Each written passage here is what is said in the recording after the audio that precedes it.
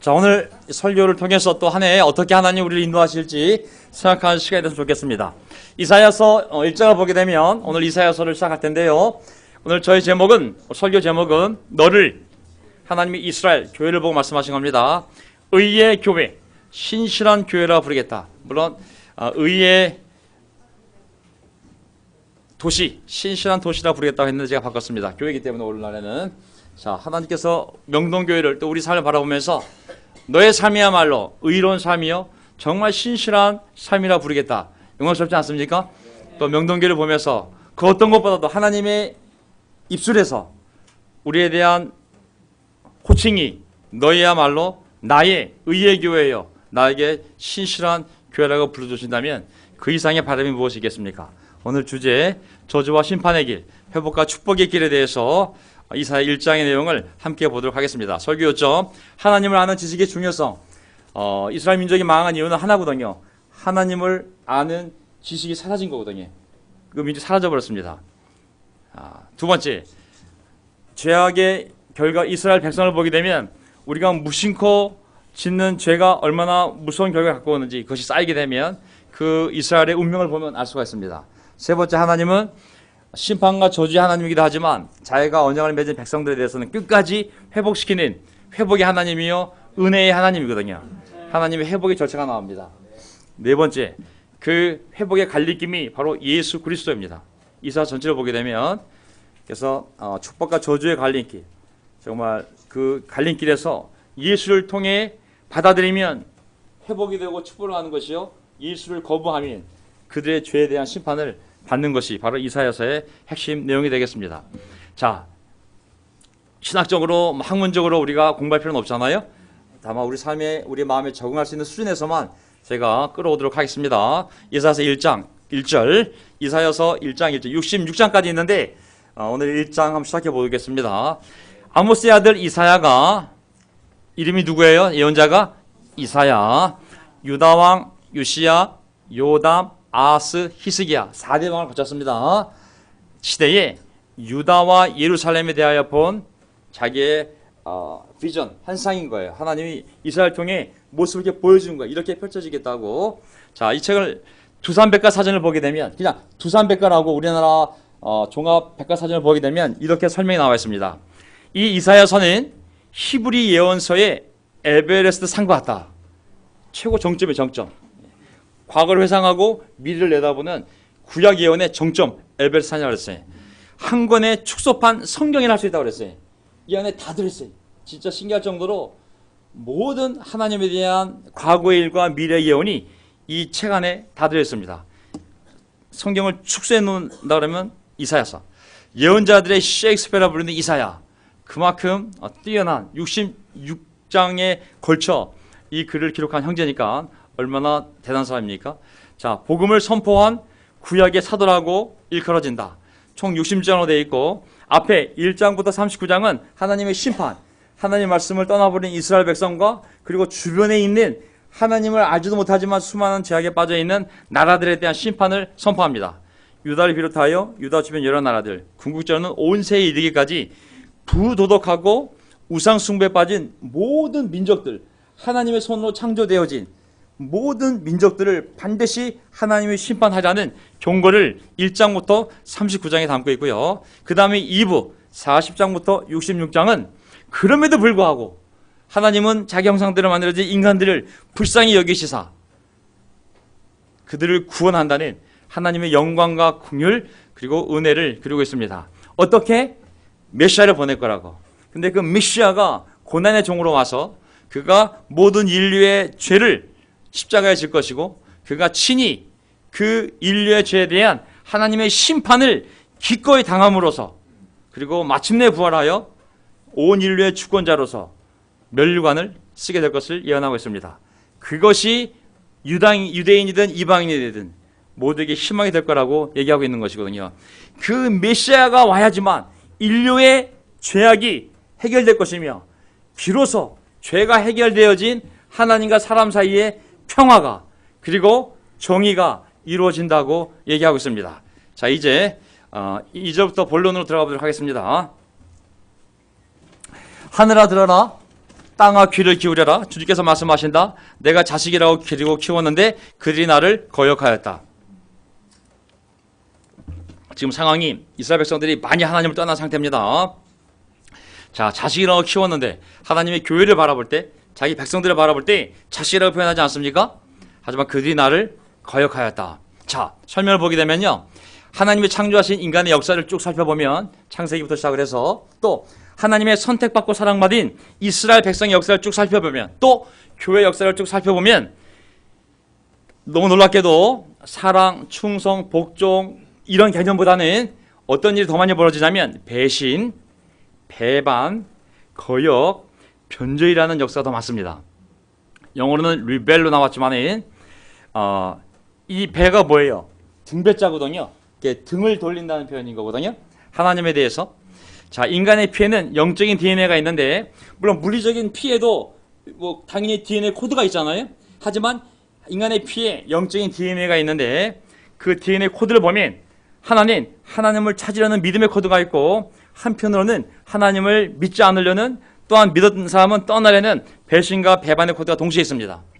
어떤 코드를 내가 더 자극을 해서 그것이 꽃이 피게 할지는 우리의 노력에 또한 달려있는 것이죠. 자, 3절. 소도 자기 임자를 알고 나귀도 주인이 저를 어떻게 먹여 키운지 알건만은 이스라엘 하나님의 자식은 알지 못하고 나의 백성은 깨닫지 못하는구나. 자, 짐승도 주인을 알지만 왜 내가 구해낸 이 백성은 나를 알지 못하고 깨닫지 못하는가? 왜 이런 일이 발생했는가? 왜 알지 못하고 깨닫지 못하는 일이 발생했는가? 왜냐하면 하나님 아는 지식이 사라졌기 때문입니다. 조금씩 말씀에서 멀어지면 나중에 신의 존재를 잊어버리게 되었습니다. 신 개념이 사라질 수도 있거든요. 하나님이 하신 일을 모르기 때문인 것이죠.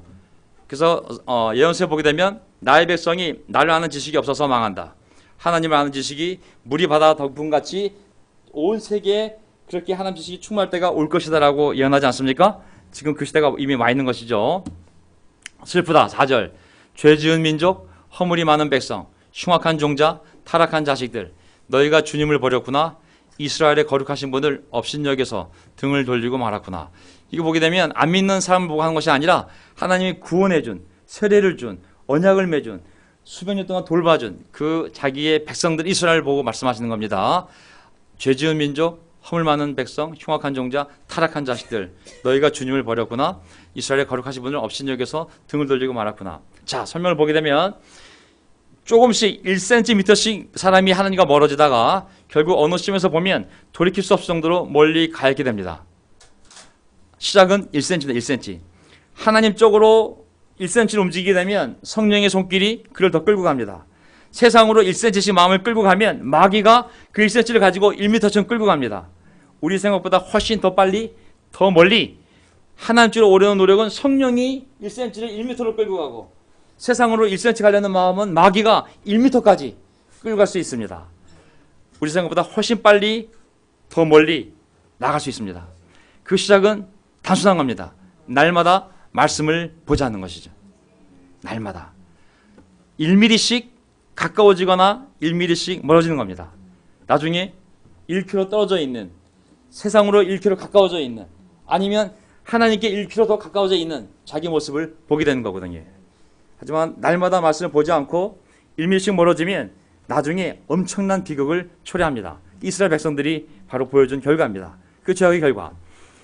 어찌하여 너희는 더 맞을 일만 하느냐? 어찌하여 여전히 배반을 일삼느냐? 머리는 온통 상처투성이고 속은 온통 골병이 들었으며 발바닥에서 정수리까지 성한 데가 없이 상처난 곳, 매맞은 곳, 새로 맞아 생긴 상처뿐인데도 그것을 짜내지도 못하고 싸매지도 못하고 싸매지도 못하고 상처가 가라앉게 기름을 바르지도 바르지도 못하였구나. 심각하죠. 개인으로나 가족으로나 국가적으로나 심각한 상태거든요. 문제는 이스라엘 백성들이 자신의 삶이 고통 한가운데 있지만 고집을 꺾지 않는 것이 더 중요한 문제인 거거든요. 그들이 몰라서가 아니라 이젠 알고도 의도적으로 하나님께 반역을 하고 있다. 그들의 삶이 다 무너진 것이죠. 모든 영역에서. 첫째는 머리끝에서 발끝까지. 또 겉으로도 안으로도 무너졌어요. 육신만 아니라 마음까지 병들어져요. 상황이 오래됐어요. 상처가 났는데 거길 또 맞았고 맞은 데 또 맞고 고통의 심각성, 희망이 없는 거예요. 왜? 짜싸발. 고름을 짜줄 사람도 싸매줄 사람도 약을 발라줄 사람도 없는 상황. 근데도 이스라엘 백성들이 고집을 피우고 돌아오지 않습니다. 참 사단이 고집을 피우면 정말 무섭거든요. 저도 고집이 세지만 정말 사람이 고집을 피우면 정말 어리석을 정도로 고집을 피우게 됐습니다. 7절. 너희의 땅이 황폐해지고 결과가 뭐냐면 너의 성읍들이 송두리째 불에 탔으며 너의 농토에서 난 것을 너희가 본 앞에서 이방 사람들이 약탈해 갔다. 이방 사람들이 너희 땅을 박살냈을 때처럼 황폐해지고 말았구나. 도성 시온이, 하나님의 도시 시온이 외롭게 남아있는 것이 마치 포도원의 초목과 같으며 온두막, 참외밭의 온두막과 같고 포위된 성읍과 같구나. 이게 바로 죄의 결과로 하나님의 저주를 받아 멸망해가는 이스라엘 신앙 공동체의 모습인 것이죠.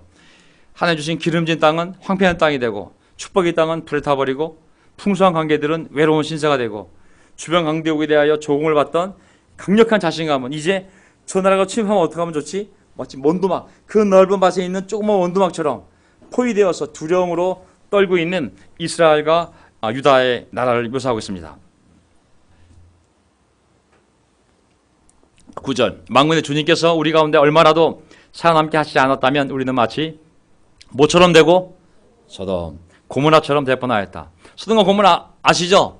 유황불로 지구상에 사라진, 지금도 가면 그 지역이 역청으로 뒤엎여 있어서 사람이 살지 않고 있거든요. 자, 하나님의 백성이라 할지라도 하나님의 심판을 받으면 하나님 구분 안 한다고. 하지만 하나님의 백성인 경우에는 하나님의 언약, 은혜의 언약 아래에 있기 때문에 하나님께서 얼마라도 참게 하시지 않으면 소돔과 고모라처럼 사라질 운명이 되는 거거든요. 자, 밑에 보세요. 이스라엘 백성은 하나님의 선택을 받은 백성이요. 우리가 마찬가지죠. 하나님의 언약 하에 있는 백성이에요. 우리 모두. 따라서 죄와 고통 가운데 있어도 여전히 무엇 아래 있다? 예, 믿지 않는 자들은 죄를 지면 심판 아래 있지만 믿는 자들 죄를 졌을 때는 그 죄에 의한 고통 아래 있지만 그 위에는 하나님의 은혜 아래 우리가 있는 거거든요. 그래서 희망이 있는 거예요.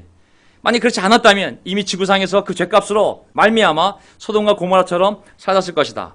같은 죄를 지었는데 왜 그들은 사라지고 이스라엘은 살아남았는가? 왜? 하나님이 은혜로 그렇게 하신 것이죠. 10절. 너희 소돔의 통치자들아 주님의 말씀을 들으라. 너희 고모라의 백성아 우리 하나님께 하나님의 법에 귀를 기울여라. 주님께서 말씀하신다. 이스라엘 백성들을 뭐라고 비하냐면 이 소돔 같은 족속들아, 이 고모라 같은 족속들아 라고 비유하고 있는 겁니다. 내 백성이지만 미울 때 보면은 이 왼수 같은 자식아, 자식이 왼수가 되잖아요. 똑같은 표현인 거죠. 아유, 이 왼수 같은 이 표현인 거잖아요. 지금요. 무엇하라 나에게 이 많은 재물을 바치느냐? 나는 이제 순양의 번제물, 살찐 짐승의 기름 지겹다고. 이제 수송아지와 어린 양 수정소 피도 싫다고. 너희가 나의 앞에 보이러 오지만 누가 너에게 그것을 요구하였느냐? 나의 뜰만 관릴 뿐이다. 다시는 헛된 재물을 가져오지 말아라. 쓸모없는 것들이다. 이거 정말 하나님 입장에서 말씀하신 건데 무서운 표현이잖아요. 그렇죠? 헌금이고 뭐고 아무도 필요 없다고. 지겹고 싫고 쓸모없는 것들이고 내가 언제 그거 달라고 그랬냐고. 가져오지 말라고. 첫째, 하나님께서 이스라엘 백성에 대하여 그들의 제사와 재물에 대한 거부감을, 아주 싫은 거부감을 드러내고 있습니다. 두 번째, 이제 분양하는 것도 나에게는 역겹고 초하루, 안식일, 대회로 모이는 것 내가 참을 수 없으며 거룩한 집회 열어놓고 못된 짓 하는 거 내가 더 이상 참을 수 없으며 14절. 나는 정말로 너희의 초하루 행사, 너희들 정한 절기들, 이벤트, 주볼리, 수련회 정말 싫다고. 그들은 오히려 나에게 짐이 될 뿐이다. 그것들을 짊어지기에는 나 하나님이 너무 지쳤다. 참 보면 참 솔직히 하나님 마음이 그죠? 하나님은 이제 종교적인 이스라엘 백성들의 종교적인 모임들을 거부합니다. 나를 위한다는 종교적인 내 이름으로 벌어지는 종교적 행사들 다 거부합니다. 그런 행사도 필요 없다고. 왜냐하면 이제 자 보세요.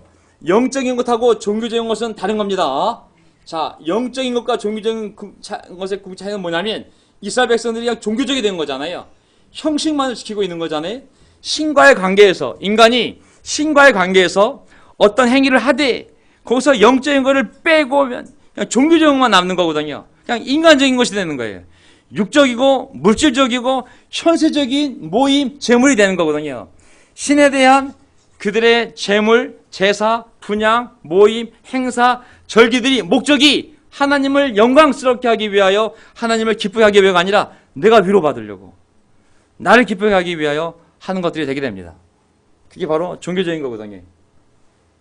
신령과 진정으로 예배드리는 자를, 그렇게 사는 자를 하나님이 찾으시는데, 그것이 형식이 되면 제물도 절기도 예배도 제사도 모든 모임도 난 싫다고, 더 나가서 모두 싫어지는 15절, 너희가 팔을 벌리고 기도한다 하더라도 기도도 내가 거들떠보지 않을 거라고. 너희가 아무리 기도를 한다 해도 나는 듣지 않겠다고. 왜? 기도라는 것은 사실 가장 긴밀한 관계거든요. 이게 기도라는 것은 정말 숨통이잖아요. 숨통. 신과 인간의 숨통이 기도거든요.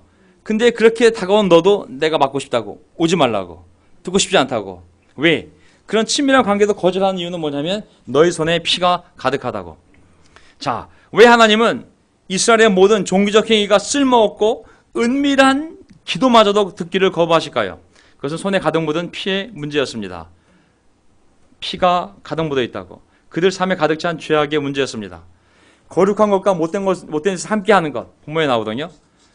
썩는 것, 신과 죄를 썩는 것, 거룩한 것과 거룩하지 않은 것을 썩는 것, 이것 때문에 하나님은 모든 것을 거부하게 됩니다. 16절, 이제 너희는 씻어라, 스스로 정결하게 하라. 이제 하나님의 회복 조치가 나옵니다. 첫째, 무엇을 해야 됩니까? 때는 더러운 것은 먼저 화장을 해라, 아니면 씻어라. 씻어내는 거예요. 원리는 화장해도 아니고 덮어라도 아니고 씻어내는 거예요. 스스로 정결하게 하라. 그 절망스러운 관계, 희망 없어 보이는 상황 속에서 하나님의 은혜로운 구원, 하나님이 주는 변화가 일어날 수 있는 길을 하나님께서 먼저 말씀해 주시는데, 자, 사람들이 갈등이 오고 어려움이 오면 인간은 특성이 뭐냐면 포기합니다. 부모도 때로는 자식이 말 안 들으면 포기하고 싶지 않습니까? 아이고, 나만 그러나. 아이고, 때로는 이게 관계가 너무 어려지면 인간은 쉽게 뒤로 빼잖아요. 그냥 이혼해버리고 그냥 안 보면 되고. 하지만 신은, 하나님은 포기가 아니라 지속된 관계를 원하십니다. 아멘. 계속 그 방향으로 끌고 갑니다. 우리는 포기하는 쪽으로, 하지만 하나님은 때려서든 패서든 회복시키는 쪽으로. 그게 이스라엘 역사입니다. 그게 나옵니다. 그렇게 그냥 널 때려서라도 관계를 회복시키겠다고. 왜? 하나님이 포기하면 지옥이거든요. 먼저는 과거의 죄를 씻깁니다. 하나님이. 그래서 씻은 다음에 두 번째, 내가 보는 앞에서 너희의 악한 행실을 버려라. 악한 일을 그치고, 그 다음에 씻어서 악한 일을 용서받았으면, 죄를 용서받았으면 현 시점에서 해야 될 게 뭐냐면, 첫째, 죄를 용서받는 것, 죄를 씻어내는 것. 두 번째, 악한 일을 멈춰야 돼. 악한 일을 멈추고, 세 번째, 선한 일을 해야 됩니다. 이 3단계는 다 똑같아요. 교회나 이스라엘 역사나 다 똑같아요. 첫째, 과거의 죄를 회개하는 것, 용서받는 것, 세례받고 다 용서받는 것. 두 번째, 현재 하고 있는 악한 일을 멈추는 것. 세 번째, 선한 일을 하는 것. 이 세 가지가 구원의 핵심적인 3단계입니다. 옳은 일을 하는 것을 배우라고. 정의를 찾고 억압받는 사람 도와주고, 고아의 송사를 변호하고 주고, 과부의 송사를, 억울한 사람들을 도와주라고. 우선 아시겠죠? 죄악을 떠난 사람은 하나님 명령하신 정의로운 삶을 살아가야 됩니다. 아멘. 나 떠났어요 하고 선한 일 하지 않으면 다시 옛날로 돌아가게 되어 있습니다. 100%나 100%. 개인의 DNA 문제가 아닙니다. 인간의 본성이 약하기 때문에 계속 의로운 행위들을 성령님의 인도로 교회 공동체와 함께 해야 됩니다. 하지 않으면 다시 과거로 돌아가게 되어 있습니다. 18절 이제 나옵니다. 어떻게 하나님 깨끗하게 해주시냐면, 주님께서 말씀하신다. 오너라, 우리가 서로 변론하자. 너희의 죄가 주홍빛 같다 하더라도 눈과 같이 헤어질 것이며 진홍빛과 같이 붉어도 양털과 같이 헤어질 것이다. 너희가 기꺼이 하려는 마음으로 순종하면 땅에서 나는 가장 좋은 소산을 먹을 것이다. 그러나 너희가 거절하고 배반하면 칼날이 너희를 삼킬 것이다. 이것을 주님께서 친하신 말씀입니다. 갈라지는 거예요. 그래서 이제 자, 너희들이 지은 죄, 진홍빛 같고 붉은빛 같고 핏빛처럼 도저히 사람이 지울 수 없는 거지만 난 할 수 있다고. 내가 양털처럼 휘어지게 깨끗하게 해주겠다고. 그게 뭐예요? 우리 세례예요. 세례. 아멘. 가장 강력한 죄 표백제가 바로 예수의 피입니다. 아멘. 우리 세례받을 때 예수의 피로 30년, 40년, 50년 어떤 표백제도 지워지지 않는 것을 우리의 양심에서 씻어낸 사람들이, 아멘, 휘어질 거라고. 네가 이렇게 할 수가 있다고. 두 번째, 나에게 순종하라고. 그러면 내가 너의 삶을 가장 좋은 것으로 만들 수 있다고. 내가 하나님이라고. 네 과거의 문제 해결할 수 있고, 지금의 이 악을 멈추게 할 수 있는 성령님을 내가 줄 거고, 내 말에 순종하면 너의 미래를 내가 이렇게 만들 수 있는 능력이 있는 하나님이라고. 하지만 20절 거절하면 칼날이 너희를 삼킬 거라고. 이것은 내가 친히 하는 말이라고. 무슨 말인지 아시겠죠? 모든 사람은 이 과정을 거쳐야 됩니다. 첫째, 예수님께로 와서. 둘째, 예수님의 말을 듣고. 셋째, 그분의 말씀에 순종하면 나는 가장 좋은 소산을 네가 먹게 해줄 거라고. 그걸 믿어야 됩니다. 아멘. 그게 하나님의 회복의 절차입니다. 자, 그러면 기적이 벌어져요. 기적. 어떤 기적이 벌어지냐면 하나님이 만든 좋은 것들을 인간이 다 망쳤잖아요. 죄로. 가장 좋은 가나안 땅을 가장 추악한 땅으로 이스라엘 백성들이 망가뜨렸거든요. 그 21절에 나와요. 그 신실하던 성읍이 어찌하여 창녀가 되었습니까? 그 정의가 충만했는데 공의가 가득하더니 이제 살인자들이 판을 칩니다. 가장 깨끗한 은을 주었더니 불순물에 찌꺼기만 남아있고, 내가 가장 좋은 땅에서 가장 좋은 포도주를 만들어주었더니 이제는 물타기를 해가지고 마시도 못해. 너희 지도자들은 정말 주님께 순종하는 자들이지만 지금은 도둑놈이요, 뇌물 좋아하고 계산이나 하면서 설교하고 쫓아다니고, 어려운 사람은 돌아보지도 않고 명예만 쫓는 도둑놈들이라고. 그게 바로 이스라엘 백성들의 상황이었습니다. 타락의 결과 우리의 상상을 초월합니다. 아멘. 사람이 죄를 짓고 조금씩 멀리 가게 되면 아유 조금 어려워지겠지 정도가 아니라 누구세요? 라고 할 정도로 삶이 달라지게 됐습니다. 이게 사람 얼굴 속에서 천사의 얼굴도 나오고 마귀의 얼굴도 나오는 겁니다. 죄가 해결되지 않고 계속하게 되면 나중에 누구세요? 라고 할 정도로, 몰라볼 정도로, 차마 상상을 할 수 없을 정도로 우리의 삶이 바뀌게 되어 있습니다. 그게 바로 지금 이스라엘의 모습인 거거든요. 가나안 땅 들어갔을 때 이렇게 되라고는 상상을 할 수가 없었어요. 하지만 죄의 영향으로 그렇게 된 것이죠. 죄가 왜 무섭냐면 두 가지가 있습니다. 자, 첫째는 죄의 결과, 또 하나는 의도적인 죄에 대한 하나님의 의지적인 처벌. 이 두 가지가 한 사람 삶에 임하게 되면 아무도 감당할 수가 없어요. 첫째는 자연스러운 죄의 결과. 예를 들면 하나님의 법칙을 벗어나게 되면 그 결과로 그냥 생기는 거예요. 예를 들면 사람이 물속에 오래 있으면 숨이 가빠요, 안 가빠요? 고통스럽잖아요. 물에 들어가지 말라는 거예요, 하나님이. 물속은 물고기가 사는 거지 너희가 들어가면 안 된다고. 당연히 그 법칙을 어기게 되면 이 심정이 감당 못하는 거잖아요. 그렇죠? 마찬가지로 사람이 죄에 빠지면 그 결과로 고통을 당하는 것은 하나님이 만들어 놓은 자연 법칙이. 그래야 죄를 안 질 거 아니에요. 그렇죠? 죄를 짓고 거기에 빠지게 되면, 계속 반복이 되면 무서운 고통이 따르게 되어 있습니다. 그거는 인간이 막을 수가 없어요. 그게 하나님 만들어 놓은 법칙이에요.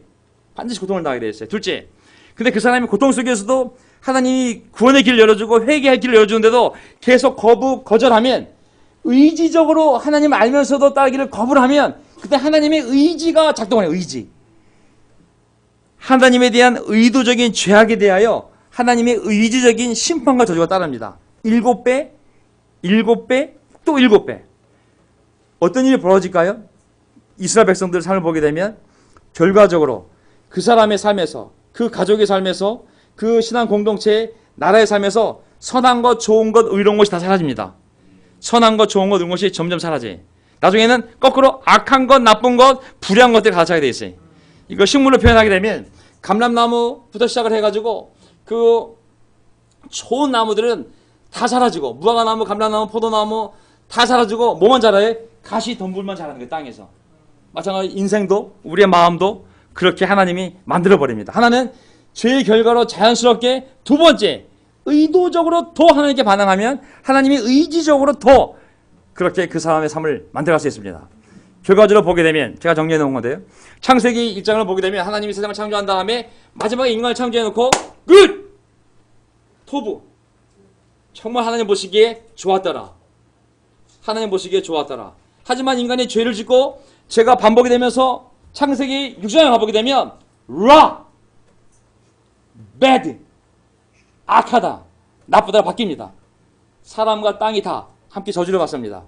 좋았던 것은 하나님 보시기에 악한 것이 되고, 신실했던 인간은 배신하고 변절하고, 하나님의 의와 은혜가 충만한 공동체는 살인자들이 들끓고, 하나님이 가장 좋은 순수한 은을 줬더니 거기 이제 불순물 찌꺼기들만 남아있고, 가장 좋은 포도주들은 인간의 죄로 말미암아 물탄 포도주가 되었고, 그리고 순종하는 지도자들, 레위 지파 사람들은 타락한 지도자, 도둑놈들이 되어서 돈이나 밝히고, 그리고 성폭력이나 하고 무자비한 지도자로 바뀌는 것이죠. 이게 하나님의 심판의 결과인 것이죠.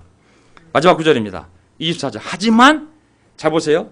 그러므로 주 만군의 주 이스라엘 전능하신 분께서 말씀하신다. 내가 나의 대적들에게 나의 분노를 쏟겠다. 나의 대적은 누구죠? 지금 이스라엘 백성들입니다. 내 자식들이. 하나님의 자식들이지만 하나님이 나의 대적이라고. 아까는 소돔과 고모라고 했지만 지금은 나의 대적들이라고.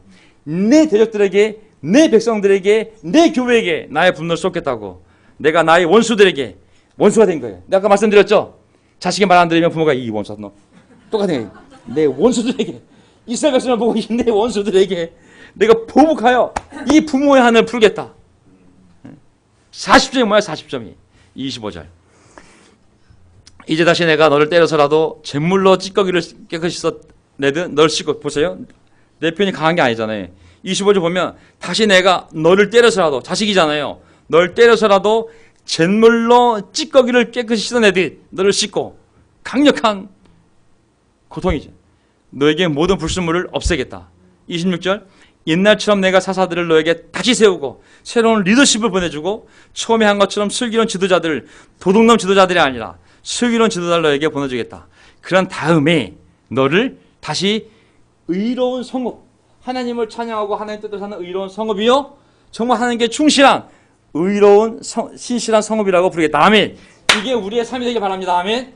우리 개인의 삶과 이 교회에 대해 하나님이 어떤 일이든지 간에 다 용서하시고 우리가 순종하면 정말 너희야말로, 너희 가족이야말로, 너의 삶이야말로 의로운 삶이요, 의로운 교회요, 정말 신실한 삶이요, 신실한 교회라고 부르겠다는 약속이 2019년도에도 계속 우리 삶이 이루어지길 바랍니다. 아멘. 정말 그래서 하나님의 분노의 잔이 가득 차면, 하나님의 인내의 시간이 끝이 오면 반드시 심판이 내려집니다. 불신자라면 저주가 내려 소돔과 고모라처럼 완전히 소멸되는, 더 이상 이 지상에서의 기회가 없어지는 거예요. 생명을 가져가 버리는 거예요, 하나님이. 두 번째, 신자였다면 비록 그가 죄를 지었다 할지라도 그를 회복시키기 위한 심판이 시작되는 거예요. 멸망시키기 위한 심판이 아니라 그를 회복시키기 위한, 양제물로 그의 삶의 더러운 죄를 씻어내기 위한 심판이 시작되는 것이죠. 자, 진짜 원수 대적들이었다면 그 존재를 없애버렸겠지만 하나님은 자기 백성의 회복이 목적이지 제거가 아닌 겁니다. 아시겠습니까? 우리 삶에 어떤 어려움이 주어져도 그것은 우리를 고통을 주어서 무너뜨리는 것이 아니라 고통을 통하여 회복시키고 성숙하게 만드는 것이 하나님의 목적이잖아요. 그때 나온 표현이 있어요. 하나님이 하신 말씀. 나 때리겠다. 내가 분노를 쏟아붓겠다. 보복하겠다. 한을 풀겠다. 인간적인 표현이잖아요. 그렇죠? 이것은 죄에 대한 심판을 말하는 겁니다. 인간의 감정이 아니라 그 죄에 대해서는 내가 분명하게 심판하겠다는 것을, 때릴 것이요, 내가 분노할 것이요, 보복할 것이요, 한을 풀 거라고 얘기하고 있습니다. 그러나 진짜 깊이 들어가 보면 하나님의 의가 집행이 되면 그 다음에 뭐가 있어요? 뭐가 따라온다고 그랬어요? 은혜가 있어요. 반드시 하나님의 은혜가 있어요. 반드시 은혜가 있어요. 돌아온 탕자의 비유 보세요. 아버지한테 재산 달라고 해가지고 창년을 살다가 아버지 재산 다 말아먹었어요. 돌아왔을 때 아버지가 귓방망이 날리지 않았잖아요. 맞아주잖아요. 그 자식을 씻어주고 다시 아들로 세워주고 반지 끼워주고 신발 신기고 제일 좋은 옷 입혀주고 회복시키. 이게 인간 아버지와 하나님 아버지의 근본적인 차이점이 되겠죠. 축복과 저주의 갈림길, 구원자 예수 그리스도. 그럼에도 불구하고 만약에 거절한다면, 이렇게도 내가 약속을 하고 설명에도 불구하고 그래도 거부한다면 28절부터 32절까지가 그 사람의 마지막 운명이 될 거라고 마지막으로 1장에 나와 있어요. 그게 뭐냐면, 그러나 거역하는 자들, 죄인들은 모두 함께 패망하고 주님을 버리는 자들은 모두 멸망을 당할 것이다. 너희가 상수리 나무 아래에서, 상수리 나무는 우상을 숭배하는 나무거든요. 우상 숭배를 즐겼으니 이제 수치를 당할 것이며, 너희가 동산에서 이방 신들을 즐겨 섬겼으므로, 교회가 아니라 성전이 아니라 동산에서 이방 신들을 즐겨 섬겼으므로 창피를 당할 것이다. 기어이 너희는 잎이시든 상수리 나무처럼 될 것이며 물 없는 동산과 같이 메마를 것이다. 강한 자가 사물라기와 같이 되고 그가 한 일은 불태와 같이 될 것이다. 이 둘이 함께 불타도 꺼줄 사람 하나 없을 것이다. 구원자가 없을 거라는 거예요. 제일 무서운 말, 구원자가 없을 거라는 거예요.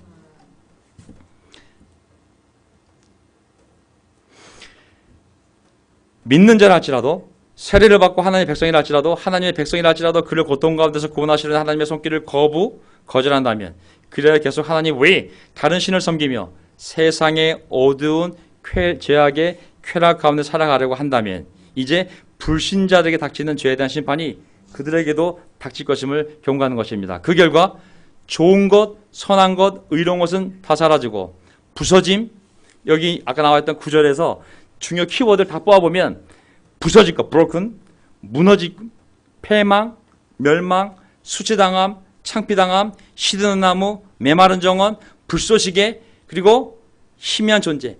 근데 그 맨 마지막 문장을 보게 되면 불쏘시개 같은 아주 자그마한 희미한 존재조차도 다 타버릴 거라고. 더 무서운 거는 구해줄 자가 없을 것이라는 거죠. 그 불을, 우리 인생에 불 꺼준 사람이 한 분 계십니다. 예수님입니다. 아멘. 어떤 문제가 있든지 예수라는 이름이 구원이에요. 불 끄다, 불 끄다. 우리 생에 불어난 모든 불을 예수님이 끌 수가 있습니다. 자, 그 꺼줄 불이 없다는 것은 고난이 왔을 때 기도할 자가 없는 것이요, 기도해도 들을 자가 없는 것이요, 들어도 구원해주지 않는다는 것이거든요. 제일 무서운 삶이 인생의 구원자가 없는 것입니다. 곧 내가 구원을 해야 되거든요. 내가 나를 구원해야 되거든요. 내가 나를 어떻게 구원하겠어요? 구원자, 예수가 없는 삶, 바로 구원이 없는 삶이요, 예수가 있는 삶, 구원이 있는 삶이요. 어떤 불이 내 삶이 일어나도 하나님이 꺼줄 수 있는 삶이 바로 예수를 믿는 삶입니다. 아멘. 이 교회는 예수 믿는 교회입니다. 아멘. 우리는 예수님과 함께 24시간 동행하며 24시간 365일 우리 안에 계신 예수님의 손을 잡으며 어떠한 인생의 불이든지 간에 끌 수 있는 분이 바로 우리 안에 계십니다. 아멘. 그래서 이 결론적으로 이 사도행전 16절 31절이 우리 교회가 앞으로 경험하게 될 기적의 구절이 되길 바라겠습니다. 자, 주 예수를 믿으십시오. 그리하면 그대와 그대의 집안이 구원 얻을 것입니다. 그리고 하나님의 말씀을 간수와 그의 집에 있는 모든 사람에게 들려주었다. 아멘. 이젠 듣는 집안이 아니라 들려주는 집안이 되길 바라겠습니다. 아멘. 우리 많이 들었잖아요. 그렇죠? 이제는 우리가 사람들에게 이 말씀을 그 사람과 그의 집안에 들려주는 가족들이 되기를 바라겠습니다. 아멘. 그만 그 시각에 가수는 그들을 데려다가 상시를 씻어주었다. 그리고 그와 온 가족이 그 자리에서 세례를 받는 일이 벌어지지 않습니까? 간수는 그들 자기 집으로 데려다가 음식을 대접하였다. 그는 하나님을 믿게 된 것을 온 가족과 함께 기뻐하였다. 아멘. 우리가 온 가족과 함께 하나님 믿는 것을 기뻐하였다면 2019년도는 이 기쁨을 다른 가족과 나누는 기적이 벌어지기를 바라겠습니다. 아멘. 이 일을 해야 됩니다. 아멘. 우리 가운데 아픈 자들이 있어요. 신방 가야 됩니다. 신방 성령이 가는 거 아닙니다. 사람의 발로 가야 됩니다. 사람의 입으로 손으로 위로해서 그의 귀에 눈에 보이지 않으면 위로가 되지 않습니다. 이제 신방 가야 됩니다. 제가 모집할 거고 이제 병원으로 요양원으로 집으로 이제 찾아가서 위로해야 됩니다. 두 번째, 우리가 이 기쁜 소식을 전해야 됩니다. 아멘. 우리의 소식을 듣고 남편이 회개하고 아내가 회개하고 자식이 회개하고 온 가족이 하나님을 믿게 된 것을 기뻐하는 역사가 명동교회 2019년도 명동교회의 사도행전이 되고 역사되기를 바라겠습니다. 말씀을 마치겠습니다. 아멘.